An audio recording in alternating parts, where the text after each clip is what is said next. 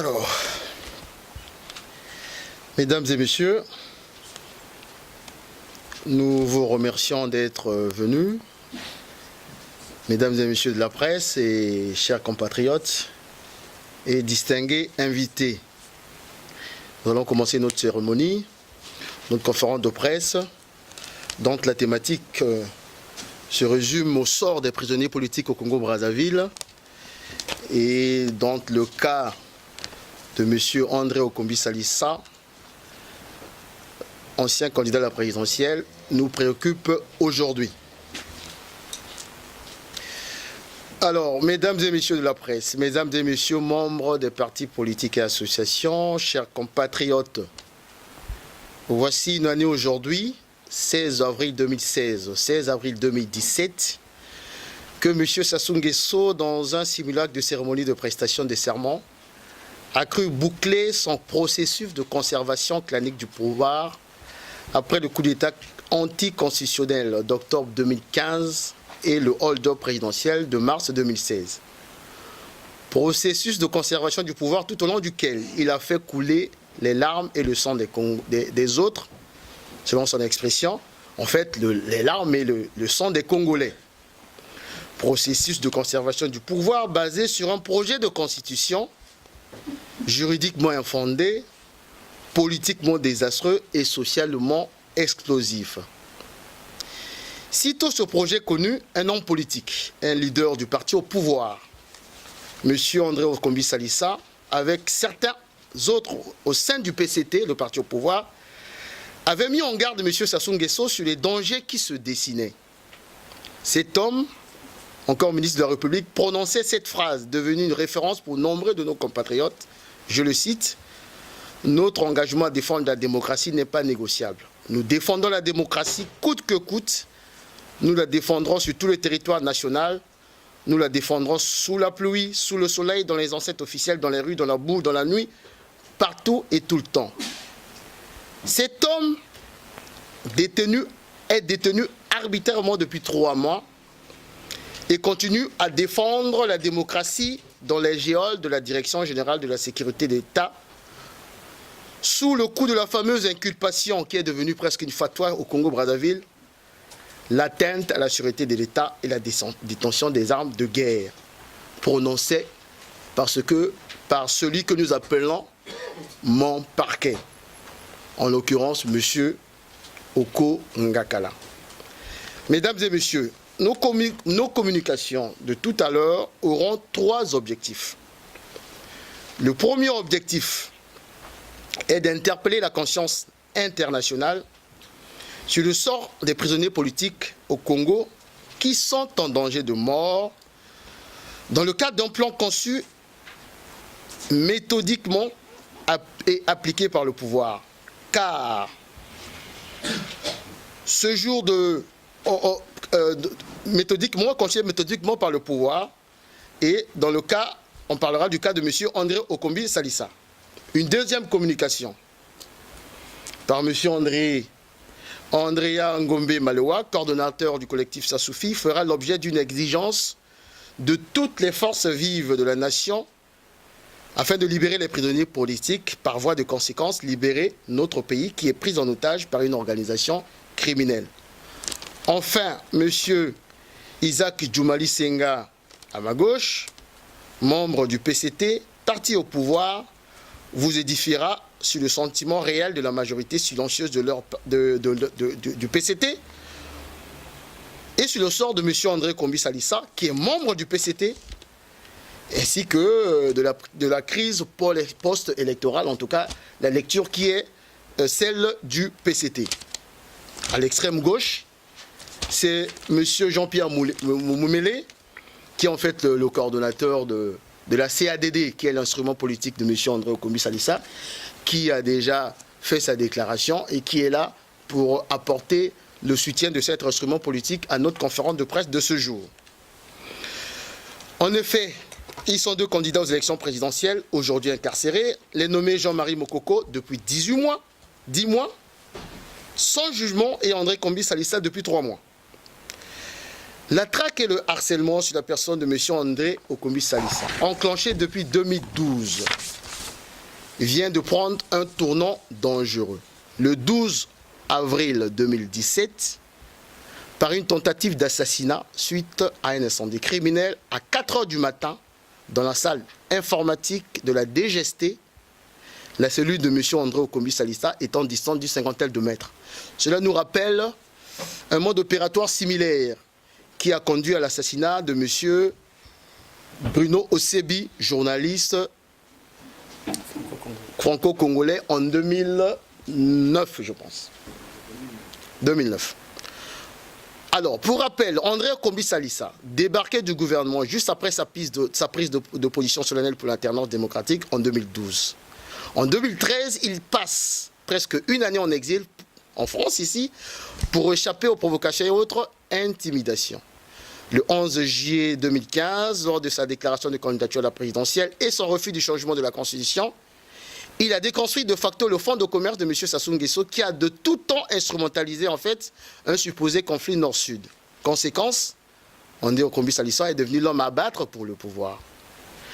Des rafles sont opérés dans son entourage, éléments de sa sécurité, collaborateurs, parents et amis subissent tour à tour la furie du pouvoir. Ils ont embasillé pendant presque un mois lors du scrutin référendaire du 25 octobre 2015. À ce jour, plus de 50 de ses proches croupissent toujours dans les géoles du pouvoir. Pendant la campagne présidentielle, il se voit confisquer son avion loué. Il est le premier candidat à mettre pied à Ifondo, à l'extrême nord. Il y échappe à un attentat, comme d'ailleurs dans les forêts de la région de la Lekumu, pris en otage pendant quelques heures par les soudards du pouvoir. Sitôt le scrutin présidentiel terminé, André Okombi Salissa est à nouveau embastillé. La menace pour son intégrité physique se rapprochant de plus belle, André Okombi Salissa se voit obligé de s'exfiltrer afin de se mettre en sécurité dans un lieu tenu secret. Survint plus tard cette scrabeuse affaire de détention d'armes de guerre collée à son jeune frère Roland Gambou, arrêté sans jugement pendant plus de 4 mois, torturé. Celui-ci a succombé aux tortures dans les locaux de la DGST le 21 décembre 2016. Très affecté par la disparition de son jeune frère ainsi que des sévices et tortures infligées à ses collaborateurs, tout comme la tragédie du pool et une certaine léthargie de l'opposition, André Okombi Salissa est interpellé le 10 janvier 2016, refusant au passage toute forme d'exfiltration du territoire national, arguant sa volonté d'être aux côtés du peuple qui souffre le martyre. Mesdames et messieurs, s'agissant du volet juridique, en ce qui concerne l'arrestation de M. André Okombi Salissa, le pool de ses avocats a mis à nu toute la procédure. Il est interpellé le 10 janvier 2017. M. Sassou Nguesso, en dépit des règles les plus élémentaires du député de la séparation des pouvoirs, instruit et convoque le Parlement pour la levée de son immunité. Mission accomplie le 18 janvier 2017. Le député André Okombi Salissa est présenté dans des conditions de violation massive de sa présomption d'innocence et de la procédure le 23 janvier 2017. Déféré à la maison d'arrêt par la suite de Brazzaville. L'arrestation du député Okombi Salissa, qui avait été présenté par le pouvoir comme étant une procédure de flagrance afin de contourner son immunité parlementaire, est mise en échec parce que le dossier d'accusation est vide. Alors, contre toute attente, le 26 janvier 2017, André Okombi Salissa est enlevé manu militari de la maison d'arrêt et ramené dans les locaux de la DGST. Manœuvre politique, en fait, qui sera dénoncée par Maître Bukunda Diallo, l'un de ses avocats, en ces termes: lorsqu'une personne est détenue, sa détention sur la base d'un mandat de dépôt relève du doyen de juge d'instruction qui a décerné ce mandat de dépôt. Et ni le procureur, ni aucune autorité ne peut décider à la place du doyen des juges d'instruction. Donc, on peut s'inquiéter de voir cette personne être détenue, c'est-à-dire Okombi Salissa, au même endroit où se trouvent être détenus d'autres opposants qui ont eu le malheur de se présenter contre le président de la République en fonction. S'en suivit une demande d'annulation, je finis la citation, s'en suivit alors une demande d'annulation de la demande d'annulation de la procédure justifiée par 2 arguments. La violation de l'immunité parlementaire dont bénéficiait André Okombi Salissa au moment de son arrestation en janvier, et surtout Le fait qu'au Congo, seule la haute cour de justice est habilitée à juger un élu pour des faits relevant de la sûreté de l'État. Autrement dit, le tribunal de grande instance de Brazzaville n'est pas compétent. Depuis, Okombi Salissa est incarcéré dans des conditions exécrables 24 heures sur 24, isolé, coupé de ses avocats. Entre-temps, le pouvoir organisa une espèce de simulacre de reconstitution sur des lieux de la saisie soi-disant des armes et de son interpellation. La requête de l'annulation sur toute la procédure introduite par Maître Boukouda est rejetée juste pour des questions de forme, l'autorité judiciaire ayant évité d'aborder les questions de fond. En somme, l'incendie criminel survenu le 12 avril 2017, l'une des raisons de notre présence ici, pour avoir convoqué cette conférence de presse à la DGST, cet incendie, est manifestement l'option prise par, je pèse mes mots, une écurie des faucons du pouvoir, à savoir l'élimination physique de M. André Okombi Salissa, à défaut de l'avoir neutralisé juridiquement.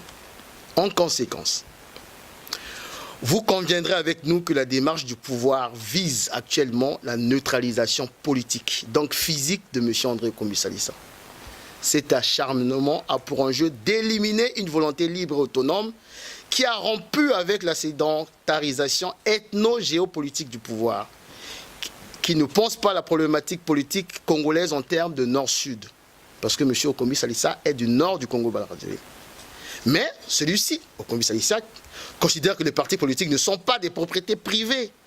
Enfin, il conçoit que l'alternance démocratique, la raison de notre bataille depuis plus d'une année, est un acquis de la conférence nationale souveraine pour le développement harmonieux de notre pays.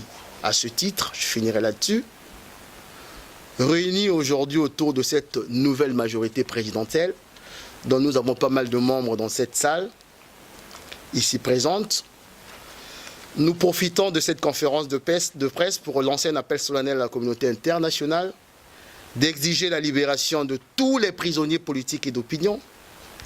Les rapports successifs de l'OCDH, Observatoire congolais des droits de l'homme, Amnesty International, du département d'État américain et de la Fédération internationale des droits de l'homme ont tiré la sonnette d'alarme.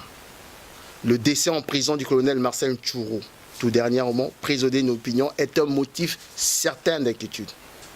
Deuxièmement, nous mettons en garde le pouvoir de Brazzaville sur tout acte attentoire à l'intégrité physique de M. André Okombi Salissa, Jean-Marie Michel Mokoko, ainsi que tous les autres prisonniers politiques, le pouvoir de Brazzaville portera l'entière responsabilité. Et enfin, demandons au peuple congolais de rester mobilisé pour le triomphe de l'alternance démocratique qui est à notre portée. Je pouvais terminer mon propos sans rappeler le fait qu'au moment où nous parlons, les larmes et le sang des Congolais continuent à couler. Ce matin, toute une compagnie, plus de 18 éléments contraints de la force armée congolaise ont été tués dans la région du Poul. Nous reviendrons certainement dans les questions-réponses sur cette question.